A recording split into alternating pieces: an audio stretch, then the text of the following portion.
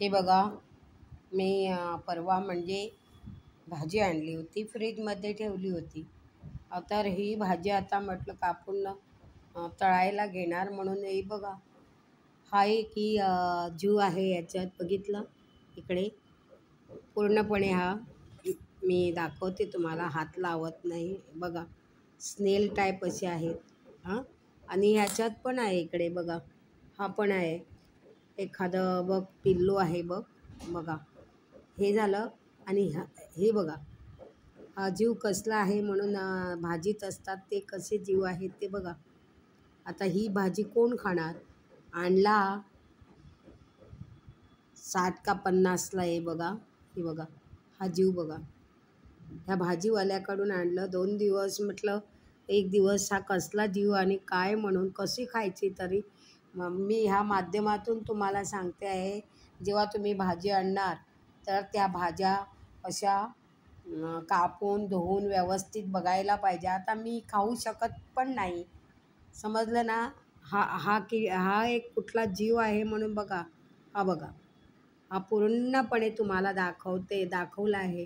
हा एवढा मी असं कापून घेतला आणि हा एक जीव आहे इकडे.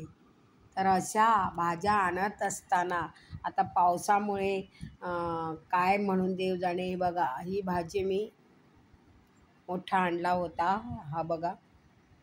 हां, हे कशी भाजी खायची तेच मला समजत नाही, पावसात अशा भाज्या. आणि आता धुवून पण खाऊ शकत नाही आहे. ॲक्च्युअली मी कापून घेतलेले आहे. असे जर जीव असेल तर कसे खाणार आपण?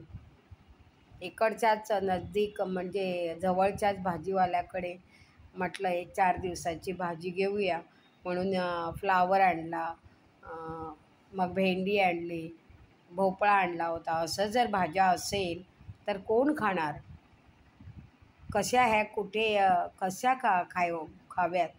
त्या माध्यमातून मी आता आणला आणि मी व्हिडिओ मुद्दामून केला, कारण तुम्ही जर भाज्या असाल तर भाज्या आणणार असाल तर घाईघाईने ह्या भाज्या तुम्ही हे करू नका, व्यवस्थित बघा. आणि असे जीव असेल तर तुम्ही शक्यतो ही भाजी जीव असेल तर खाऊच नका, कारण या फ्लावरमध्ये किडे पण पडतात.